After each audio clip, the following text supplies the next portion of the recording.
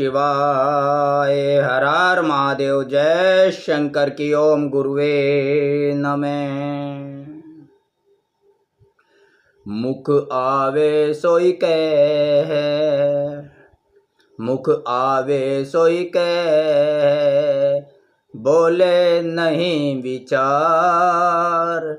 हते पराई आत्मा, हते पराई आत्मा, जीव बांधी तलवार, जीव बांधी तलवार।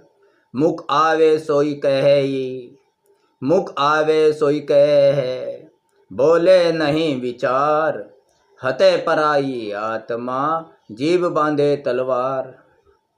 बंधुओं, इसका अर्थ यह है कि कितने ही मनुष्य जो मुंह में आया बिना विचारे बोलते ही जाते हैं। ये लोग पराई आत्मा यानी कि दूसरे के मन को दुख देते रहते हैं, दूसरे का दिल दुखाते रहते हैं। जैसे अपने जीवा में कठोर वचन रूपी तलवार बांध रखी है उन्होंने। कठोर वचन रूपी तलवार बांधकर ये दूसरे का दिल दुखाते ही रहते हैं। वैसे तो किसी का दिल कभी नहीं दुखाना चाहिए, लेकिन पितृपक्ष व पितरों की पूजा के दिनों में व भगवान की पूजा के समय में तो कदापि नहीं दुखाना चाहिए किसी का दिल, वरना वरदान की जगह श्राप मिलेगा और आप बर्बाद हो जाओगे। इसलिए पितृपक्ष में या पूजा के दिनों में किसी का दिल नहीं दुखाना चाहिए, वरना लेने गए वरदान और मिल गया श्राप। उल्टा हो जाता है, और वो भी 100 गुना। फल इतना मिलेगा तो श्राप इतना, यानी कि पाप का फल इतना मिलेगा, दंड इतना मिलेगा। तो इसलिए कभी भी बुरे विचार नहीं रखने चाहिए किसी का जिससे दिल दुखे। एक बात हमेशा याद रखना, जीवन में किसी को रुलाकर, किसी का दिल दुखाकर अगर आप हवन पूजन भी करवाओगे भगवान का, पितरों का या किसी भी शांति कर्म का, तो कोई फायदा होने वाला नहीं है। कितने भी हवन पूजन करा लो, अगर तुमने किसी को रुला दिया, किसी का दिल दुखा दिया, तो उसका कोई भी फल मिलने वाला नहीं है। फिर मत कहना हमने पूजा पाठ किया और हमें पूजा का फल नहीं मिला। अगर आपने पूरे दिन में रुलाने के प्रति आपने किसी को हंसा दिया पूरे दिन में, तो आपने पूरे दिन में किसी एक रोते इंसान को भी हंसा दिया, दुखी इंसान को सुख दे दिया, खुश कर दिया। तो याद रखना, भगवान के सामने आपको एक छोटी सी अगरबत्ती भी जलाने की जरूरत नहीं पड़ेगी और वो आपके मनोकामना पूरी कर देगा। अगर किसी का दिल दुखा के लाखों करोड़ों रुपए दान भी कर दोगे तो आपकी मनोकामना पूरी होने वाली नहीं है, भगवान की कृपा, भगवत कृपा प्राप्त होने वाली नहीं है। और अगर किसी एक रोते को यानी कि किसी एक दुखी इंसान को खुश कर दिया, हंसा दिया, सुख दे दिया, तो आपको कुछ भी धन दौलत दान करने की आवश्यकता नहीं है, एक भी अगरबत्ती जलाने की जरूरत नहीं पड़ेगी और वो प्रभु भी आपसे खुश हो जाएगा। आपकी फरियाद पूरी हो जाएगी। एक तरफ हम किसी के साथ बुरा कर रहे हैं, उसका दिल दुखा रहे हैं, और दूसरी तरफ भगवान को अपनी भक्ति दिखा रहे हैं, तो उस भक्ति को, उस पूजा पाठ को भगवान भी स्वीकार नहीं करते। इतना जरूर ध्यान रखना। इसलिए किसी का दिल नहीं दुखाना, सदा दूसरों के प्रेम मोहब्बत में लिप्त रहना, दूसरों को सुख देना, रोते को हंसाना। जिन लोगों को ये लगता है कि वो आपका हक छीनकर बहुत खुश रह जाते हैं, रह सकते हैं, जिनको यह लगता है कि आपका सब कुछ छीनने के बाद वो खुश रह सकते हैं, वो लोग बहुत बड़ी गलतफहमी में जी रहे हैं। ध्यान रखना, आज तो वो खुश हो रहे हैं, उन्हें नहीं पता ईश्वर की एक लाठी ऐसी पड़ेगी, उसके यहाँ देर है अंधेर नहीं है। ईश्वर की एक लाठी ऐसी पड़ेगी कि सारी बुद्धि ठिकाने आ जाएगी। इसलिए उसकी लाठी से डरना चाहिए। उसके बाद एहसास होता है जब उसकी लाठी पड़ती है कि हमने कितने बुरे कर्म किए हैं। पाछे फिर पछतात क्या जब चिड़िया चुग गई खेत। इसलिए उतने ही बुरे कर्म करने चाहिए। वैसे तो एक भी बुरा कर्म नहीं करना चाहिए, लेकिन चलो इंसान गलती का पुतला है, हो भी जाते हैं स्वार्थवश या किसी भी परिस्थितिवश, तो उतने ही बुरे कर्म करने चाहिए। ये इस बात का ध्यान रखें जितना आप उस ईश्वर की मार को झेल सकें, उसकी लाठी की चोट को झेल सकें। क्योंकि जब वो हिसाब करेगा, ध्यान देना, जब वो हिसाब करेगा तो कोई बख्शिश नहीं होगी। आएगा बुलावा तो जाना पड़ेगा, आएगा बुलावा तो जाना पड़ेगा, हिसाब कर्मों का चुकाना पड़ेगा, हिसाब कर्मों का चुकाना पड़ेगा। दे ना पाएगा कोई भी सफाई, दे ना पाएगा कोई भी सफाई, न होगी तेरे गुनाहों की माफ़ी। जो पाप की दौलत तूने कमाई, यहीं सब कुछ छोड़ के जाना पड़ेगा। बख्शिश नहीं होगी वहाँ तब जब वो हिसाब करेगा। तब हिसाब आपके एक एक कर्म का होगा, सत्कर्म का भी होगा और पाप कर्म का भी होगा। अब देखना पड़ेगा कि आपके पाप का पलड़ा भारी है या पुण्य का पलड़ा भारी है, बुरे कर्मों का पलड़ा भारी है या अच्छे कर्मों का भारी है। अब आप में से कुछ लोग भी इसे किताबी बातें ही कहेंगे, क्योंकि वो तो बस निश्चय किए हुए हैं कि किसी की नहीं सुननी है। तर्क कुतर्क देकर कैसे भी हो बस अपनी ही बातें ऊपर रखनी हैं, अपने आप की ही बातें माननी हैं। तो भला उन लोगों को समझाएं तो कैसे समझाएं। अब मैं जो भी कहूँगा वो या तो किताबी लगेगा या मनगढ़ंत, क्योंकि अपनी बुद्धि में वासुदेव कृष्ण जी श्रीमद् भगवत गीता में अर्जुन को कहते हैं, भिन्न भिन्न विचारों से हुई मनुष्य की बुद्धि, भिन्न भिन्न विचारों से विचलित हुई मनुष्य की बुद्धि जब एक ही परमात्मा में स्थिर ठहर जाएगी, यानी कि तू मुझसे नित्य कर्म जोड़ लेगा, संबंध जोड़ लेगा, तो तेरा भगवत प्राप्ति का मार्ग खुल जाएगा। तुझे भगवत प्राप्ति हो जाएगी, तेरा नित्य मुझसे संयोग हो जाएगा, मैं तुझसे जुड़ जाऊंगा, तू मुझसे जुड़ जाएगा। तू जुड़े या ना जुड़े मैं तो तुझसे जुड़ ही जाऊंगा। तो भगवान कहते हैं कि विचलित बुद्धि जब ठहर जाती है, प्रभु में विश्वास हो जाता है, तभी भगवत कृपा प्राप्त होती है। तो जिनकी बुद्धि में पहले ही इतने सारे विचार हैं कि मानना ही नहीं है, हमारा ही ज्ञान श्रेष्ठ है, और ये तो सब किताबी बातें हैं, एक बार उन्होंने जड़ कर ली, इस बात को पकड़ लिया, तो भला उन्हें समझाए कैसे। और वो अहंकार में अपनी ही बात ऊंचे रखते हैं कि हम ही सबसे बड़े ज्ञानी हैं। तो फिर किया ही क्या जा सकता है। मुझे जो गलत लगता है, मैं अपनी बात कह रहा हूँ, मुझे जो गलत लगता है मैं उसका विरोध करता हूँ। पूजा पाठ में आडंबर लगता है या पाखंड लगता है, कोई भी बात गले नहीं उतरती। तो जैसे भीष्म पितामह की कहानी आती है, भीष्म पितामह को गंगा माता का पुत्र कहा जाता है, गंगा नदी का। तो मेरे गले नहीं उतरती है बात, हो सकता है सत्य हो, मैं विरोध नहीं करता, शास्त्रों का खंडन करना नहीं चाहिए, जो लिखा है सत्य हो सकता है, लेकिन अपने आसपास मैंने कभी आज तक किसी नदी के इंसानी पुत्र पैदा होता नहीं देखा।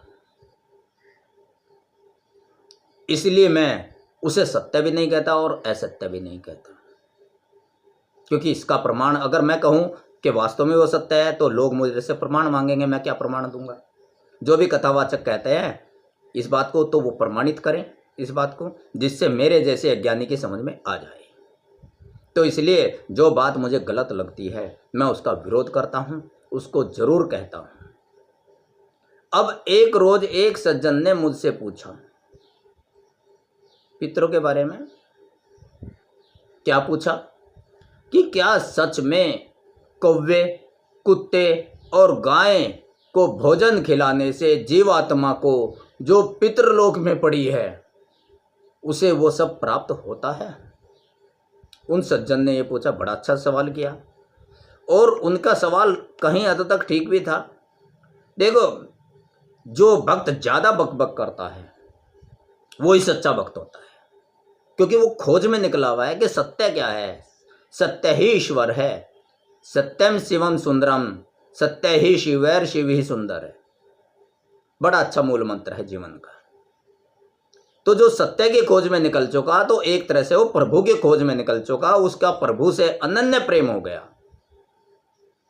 तो इसलिए उस सज्जन ने जो पूछा बड़ा अच्छा लगा मुझे। उसने सवाल किया था, क्या सच में कौवे, कुत्ते और गाय को भोजन खिलाने से जीवात्मा को जो पितृलोक में पड़ी है उसे वो सब प्राप्त होता है? और जो पितृलोक में ना होकर, उसका अगला सवाल था, जो पितृलोक में ना होकर अगला कोई जन्म ले चुकी है क्या उसके निमित्त भी श्राद्ध कर्म किया जाना उतना ही जरूरी है? तो बड़ा अच्छा सवाल था। अब इसके लिए भी मैं कल्याण ग्रंथ, जो गीता प्रेस गोरखपुर से प्रकाशित होता है, कल्याण अंक, तो कल्याण ग्रंथ, कल्याण अंक की ही बात कहूँगा, किताब की बात कहूँगा। वह भी कुछ लोगों को केवल काल्पनिक और किताबी बात ही लगेगी। तो लेकिन गीता प्रेस गोरखपुर उस घटना के साथ सत्य का घटना का दावा करती है। तो अब कोई विश्वास ना करे तो किसी पे भी नहीं करेगा, क्या कर सकते हैं। गीता प्रेस गोरखपुर से प्रकाशित कल्याण अंक में एक सत्य घटना छपी थी, उसको मैंने पढ़ा, उसको मैं यहाँ आपको बता रहा हूँ। उसमें भी एक शिष्य ने अपने गुरु से प्रश्न किया। उसमें लिखा हुआ है कल्याण अंक में, अपने गुरु से प्रश्न किया एक शिष्य ने कि क्या पितरों के निमित्त किया हो गया दान पुण्य उन्हें मिलता है, जो जिस भी लोक में जिस भी योनि में है। तो मैंने गीता प्रेस गोरखपुर के कल्याण अंक में इस सत्य घटना को पढ़ा। वो घटना आप लोग ध्यान से सुनो। वो घटना इस प्रकार है कि एक बार एक गुरु और शिष्य जा रहे थे मार्ग में। रास्ते में शिष्य को भूख लगी, बहुत ज़्यादा भूख लग गई। वो गुरुजी से कहने लगा, गुरुजी बहुत भूख लगी है, कहीं से कुछ खाने को मिल जाता तो भूख शांत हो जाती। ये भूख तृष्णा आगे चलने नहीं दे रही है, कुछ खाने को मिल जाए तो अच्छा होगा। थोड़ी दूर जाकर, थोड़ा सा 2-3 कदम उठाकर उसने फिर गुरु को कहा कि गुरुजी आप नाराज़ नहीं होना, एक बात कहना चाहता हूँ, अपने मन की बात, आज मन में बड़ी जिज्ञासा है। गुरु ने पूछा, बोलो क्या जिज्ञासा है? उसने कहा, आज तो मेरा रसगुल्ले खाने का बहुत मन कर रहा है, कहीं से बढ़िया से रसगुल्ले मिल जाएं तो मज़ा ही आ जाए, भूख भी शांत हो जाएगी और मेरी ये इच्छा भी पूरी हो जाएगी। गुरु शांत रहा, सोचता रहा, भैया आगे जो भी घर मिलेगा, जो भी जजमान, जो भी सज्जन पुरुष का घर मिलेगा, उसका दरवाज़ा खटखटाएंगे और कुछ शिष्य के लिए खाने के लिए मांगेंगे, तो जिससे शिष्य का ये जो भूख शांत हो जाए। रास्ते में एक नदी पड़ती है, देखो उसकी रसगुल्ले गुल्ले खाने की इच्छा हो रही है आज खाने में। रास्ते में एक नदी पड़ती थी, उस नदी को पार यानी कि क्रॉस, पहले तो पुल नहीं होते थे तो वैसे ही क्रॉस करना पड़ता था किसी भी तरीके से।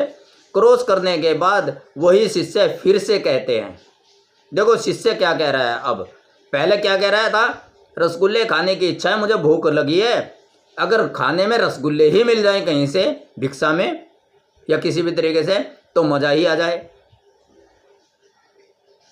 तो अभी वो कह रहा था और क्रॉस करने के बाद वही शिष्य फिर से कहता है कि गुरुजी पता नहीं मुझे क्यों ऐसा लग रहा है कि आज मैंने भरपेट रसगुल्ले खा लिए हैं। बिना खाए ही कह रहा है कि भरपेट रसगुल्ले खा लिए हैं, मेरा मुंह भी बहुत मीठा मीठा सा लग रहा है। अभी तो रसगुल्ले खाने की इच्छा थी, अरे भी कह रहा है मुझे ऐसा लगता है कि मैंने भरपेट रसगुल्ले खा लिए हैं, बहुत ज़्यादा रसगुल्ले खा लिए हैं। बिना खाए ही कह रहा है, उसे ऐसा अनुभव हो रहा है। गुरु और शिष्य थोड़ी दूर जाने के बाद एक घर का दरवाज़ा खटखटाते हैं कि यहाँ से कुछ खाने को मिल जाए तो शिष्य की भूख शांत हो पाए। घर का मालिक दरवाज़ा खोलता है और गुरु शिष्य को देखकर कहता है, आओ महाराज पधारो, हमारे बहुत भाग्यवान दिन है, भाग्य का दिन है, शुभ दिन है हमारे लिए, बहुत अच्छा हुआ ब्राह्मण का हमारे घर में आगमन हुआ। अभी अभी हमने अपने घर में अपने पितरों का श्राद्ध किया है, उस दिन उनके यहाँ श्राद्ध भी था। अभी अभी हमने अपने घर में अपने पितरों का श्राद्ध किया है, इसलिए ब्राह्मण पधारे हैं बिना बुलाए अतिथि के रूप में, तो बहुत भाग्य का दिन है हमारे लिए, शुभ दिन है। तो गुरुजी ने पूछा, बहुत अच्छा, तो श्राद्ध में क्या क्या बनाया है, क्या क्या था भाई आज के? वो बताते हैं कि श्राद्ध में पूरा दोना भरा हुआ रसगुल्ले थे, वो अर्पित किया था अपने पितरों को। आज हमारी इच्छा हुई, हमारे पितृदेव जिनका आज पितृ श्राद्ध है उन्हें रसगुल्ले बहुत पसंद थे, ये हमने अपने बड़े बुजुर्गों से सुना था, तो इसलिए आज हमने कुछ नहीं दोना भर के रसगुल्लों का उन्हें समर्पित किया है अपने पितृदेव को। गुरुजी तुरंत सारी बात समझ गए कि इनके घर में पितृदेव को दोना दिया रसगुल्लों का समर्पित किया, अर्पित किया, और उधर इसके मुंह में मिठास आ गई, पेट ऐसा लगता है जैसे रसगुल्लों से भर गया, रसगुल्ले बहुत खा लिए। तो वो सारी बात समझ गए और शिष्य से बोले, वो जो तुम्हारा प्रश्न था कि आज पता नहीं क्यों ऐसा लग रहा है जैसे मैंने भरपेट रसगुल्ले खाए हैं और मुंह भी मीठा मीठा है, वो तुम अपने घर के ही सामने कर रहे थे, यानी कि इसी घर के आसपास ही कर रहे थे। तुम इनके ही पितृ हो जिनका जन्म होकर आया है, तुम्हें अपने पिछला जन्म याद नहीं है, फिर भी इन्होंने जो दोना पितृ श्राद्ध में तुम्हें अर्पित किया, पितृ को अर्पित किया है, वो तुम्हें सूक्ष्म रूप से मिल गया। जो रसगुल्लों को खाने की बात तुम कर रहे थे, वो इन्होंने तुम्हारे निमित्त श्राद्ध कर्म में अपने पितृ को खिलाए हैं, जिससे तुम्हें रसगुल्ले खाने जैसा आभास हुआ है, वो ही तुम्हें सूक्ष्म रूप से प्राप्त हुआ है। गुरु ने ऐसा अपने शिष्य को बताया। ये घटना कल्याण अंक में छपी थी।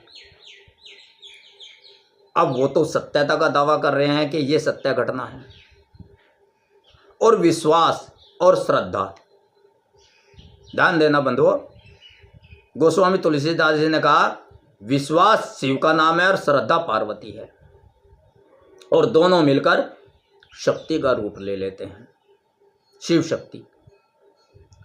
तो इसलिए विश्वास के बिना शिव नहीं है और श्रद्धा के बिना शक्ति नहीं है, माता पार्वती नहीं है। तो विश्वास और श्रद्धा को कहते हैं श्राद्ध, और विश्वास को कहते हैं भक्ति प्रेम। तो विश्वास और श्रद्धा तो रखनी पड़ेगी, कहीं तो विश्वास करना पड़ेगा।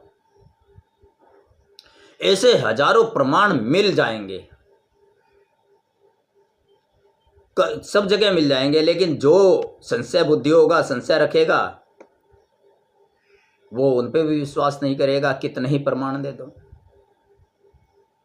ये चीज़ें होती हैं, ऐसे प्रमाण हैं, हमारे आसपास घटनाएं भी घटित होती हैं। ये घटनाएं कल्याण अंक में छपी थी। ऐसी घटनाएं और भी बहुत मिल जाएंगी सुनने को, पढ़ने को, और आपके आसपास भी घटने को। हम उस पर ध्यान नहीं देते। अब हम लोग फिर भी भ्रमित रहते हैं और इन बातों को स्वीकार कर पाना हमारे लिए कठिन लगता है। क्यों लगता है? उस संबंध में श्री कृष्ण जी ने पवित्र श्री मद भागवत गीता में श्री अर्जुन जी को बहुत सुंदर ढंग से कहा है। वासुदेव श्री कृष्ण जी ने कहा कि हे अर्जुन, मनुष्य के भ्रमित होने का कारण यह है कि उसका अज्ञान उसके ज्ञान को ढक देता है। लेकिन हर मनुष्य ज्ञानी है, लेकिन अज्ञान ढक रहा है, उसका अंधकार उसे ढक रहा है। लेकिन जब मनुष्य को आत्मज्ञान की प्राप्ति हो जाती है तो वह आत्मज्ञान उसके अज्ञान को नष्ट कर देता है, जिससे उसका आत्मज्ञान उस परम तत्व को सूर्य की भांति प्रकाशित कर देता है और इस नश्वर जीवन में ही परम सत्य को प्राप्त कर लेता है। उन्हें जन्म पर जन्म नहीं लेना पड़ता, वे इसी नश्वर जीवन में मोक्ष को प्राप्त कर लेता है। तो वासुदेव कृष्ण जी के अनुसार कि मनुष्य भ्रमित कब होता है? जब वो अपने अज्ञान को ही ज्ञान समझ बैठा है, उसका आत्मज्ञान विलिप्त हो गया, उसमें आत्मज्ञान जरा भी नहीं है। ऐसे बहुत से कथावाचक मिल जाएंगे जो रट्टा फिक्सन तोते की तरह कर रहे हैं। सभी नहीं, बहुत से भाषा टीकाएं करने वाले मिल जाएंगे, जजमान और पुरोहित भी मिल जाएंगे। अनुभव नहीं है। और ऐसे ज्ञानी भी बहुत हैं, पर उनकी बात आपके समझ में, उनकी बात कड़वी होती है ना, इसलिए समझ नहीं आती। आपको तो मीठी मीठी बातें, लुभावनी बातें अच्छी लगती हैं। तो भ्रमित अपने अज्ञान के कारण होता है मनुष्य। ठीक इसी प्रकार मोह माया का पर्दा हमें भ्रमित करता रहता है और हमें सत्य मार्ग पर चलने ही नहीं देता। इसलिए जरूरत है स्वीकार करके, हिम्मत करके उस मार्ग पर एक बार चलने की, जो संतों ने बताया है, जो ऋषियों ने बताया है, जो शास्त्रों में लिखा है, उस पर, उस मार्ग को स्वीकार करके, हिम्मत करके एक बार चलने की तो जरूरत है। चल कर तो देखिए, तभी उस मार्ग की सत्य का पता चलेगा कि वह कितना सटीक है। सारे भ्रम दूर हो जाएंगे। जिन ढूंढा तीन पाइया, गहरे पानी पेठी, मैं बेचारा बापुरा डरा रहा किनारे बैठी। ये हमारा डर, ये हमारा भ्रम, ये हमारी प्रगति नहीं होने देता, हमें कहीं भी जाने नहीं देता। आपका घर संसार सदा खुशियों से महकता रहे, आप अपने जीवन में सदा हंसते और मुस्कुराते रहें। आपके पितरों की और भगवान की कृपा आप पर सदा बनी रहे। इन्हीं दुआओं के साथ ओम नमः शिवाय, हर हर महादेव, जय शंकर की। ओम गुरुवे नमः।